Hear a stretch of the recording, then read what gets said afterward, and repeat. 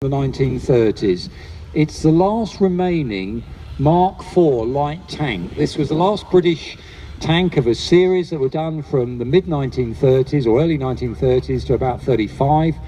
They were really experimental tanks. We were trying to learn how we were going to use light armour, and Marks 1 to 4 were really done in small numbers, test vehicles, that led us on to building the Mark 6, which was the one that saw a lot of service at the beginning of the Second World War. Not many of these were made. We think in the late 20s, something like about 28 of them were probably put together. It's the last two-man tank the British Army experimented with. Commander in the top, driver in the front. You can see he's got his hatch open. And he's sitting there right next to a Meadows engine. And again, if you do look on our website, the story there, how this vehicle's been restored by the Armoured Engineering Company. You can go and have a chat with them. They've got a stall here over in the stall area on the field.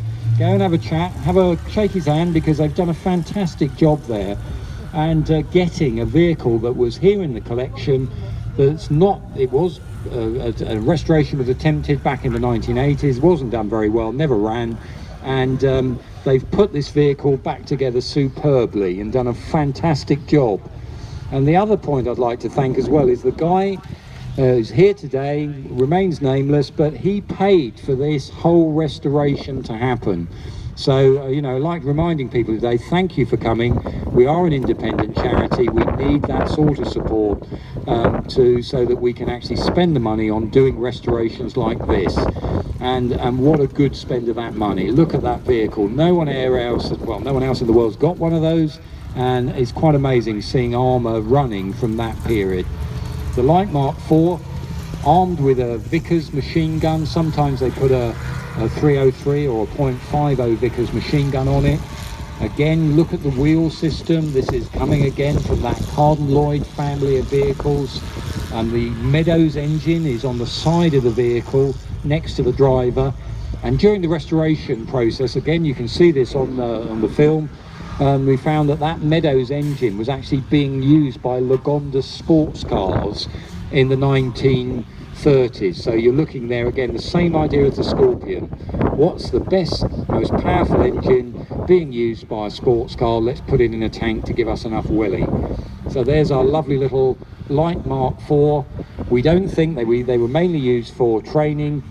A few may have gone to France. It looked like a couple were captured, so they may have gone to France to act as training vehicles with the BEF. Some were captured, we think, by the Germans and converted into improvised assault guns. Now behind it, our famous Matilda 1. This tank comes out very regularly here at the museum.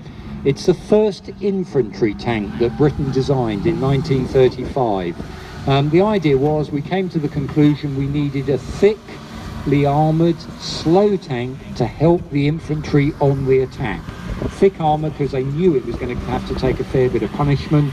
Machine gun for suppressing fire on the enemy position.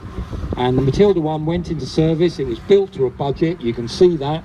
V8 engine in the back. We've actually popped in a Rover car engine to keep this one going because we haven't got the original engine for it. But the A11, or the Mark 1 infantry tank as it was called, very simple.